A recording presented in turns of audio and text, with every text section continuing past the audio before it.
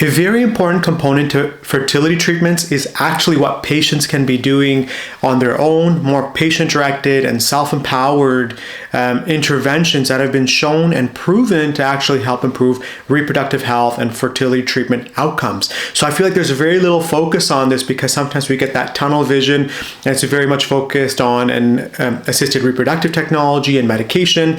And this is not at all to discount any of those treatments, but simply to highlight there's a whole body of research on what we can be doing at home in our own lifestyle to actually support reproductive health, and it can be used in conjunction with more conventional treatment methods as well. And on that topic, a new scientific study published in the journal Fertility and Sterility was published this month, September 2022, and they looked at approximately 16 clinical trials, and they only looked at the use of lifestyle interventions.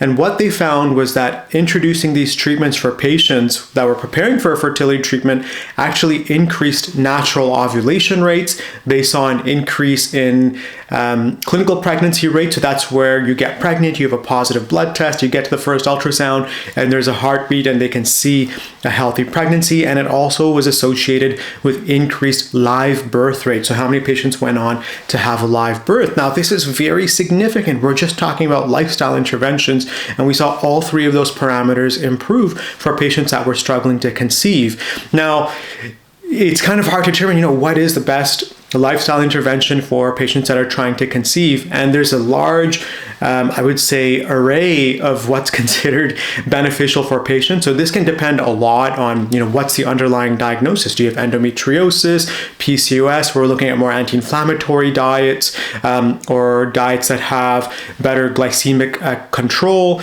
Are you dealing with unexplained infertility? Is there a sperm factor issue? So what is considered a healthy diet can actually vary greatly depending on the actual underlying cause of the fertility issues. So these studies that they included, the 16 clinical trials in the review, went anywhere from patients who were put on very low caloric diets to just getting counseling on, hey, what's a healthy diet? What are healthy foods to actually include in your day-to-day activities? Choosing foods that are low glycemic index to reduce insulin spikes, reduce oxidative stress, and then also focusing on physical and healthy movement and activity. So a lot of these studies would actually use just the parameter of 10,000 steps a day to introduce healthy amounts of walking, low intensity activity.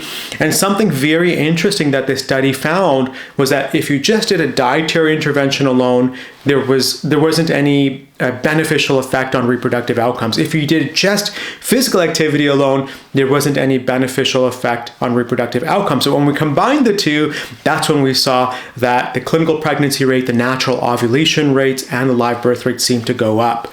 And there was a good positive correlation there. So these are important things that we need to consider introducing to our reproductive care and treatment plans, because for patients that have gone through the same treatment over and over, they often feel frustrated and they want to know, hey, what can I be doing to actually support my reproductive health? And I will never forget the story of one of my patients who told me, I saw this patient approximately 5 years ago, and I still remember her face when she told me this. She spoke to her fertility doctor and asked, while I'm waiting for my IVF, what can I do to help support my fertility to prepare for this? And unfortunately, the response she got was the doctor just laughed at her face and simply said, and she smirked and she just said, just don't develop a drug habit. There's nothing else you can do. And I found this just really stripped away the power that we need to give to patients. We're not supposed to take away power from patients. We're supposed to give them power.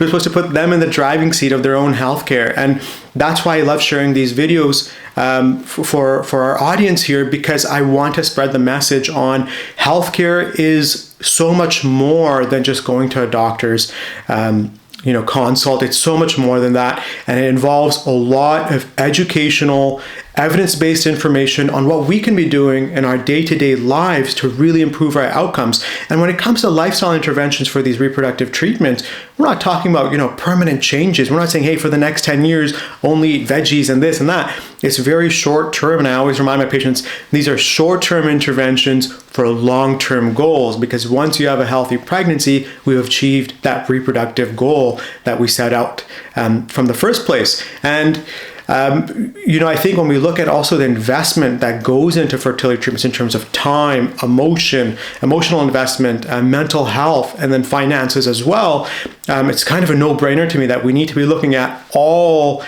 treatment aspects, all aspects of the case on how we can support patients to help get that positive pregnancy test and carry to a live birth.